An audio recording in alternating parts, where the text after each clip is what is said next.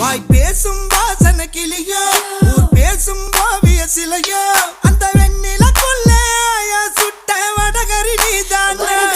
நீ போனா யாரடி எனக்கு நீ தானே சின்ன ஜினுக்கு அடி 5:30 மணிக்கே ஜிஞ்சர் சோடா தரவா நான் உனக்கு நாம் பார்த்த ஒரு தலை நீதானே உன்னால தருதலை நான் தானே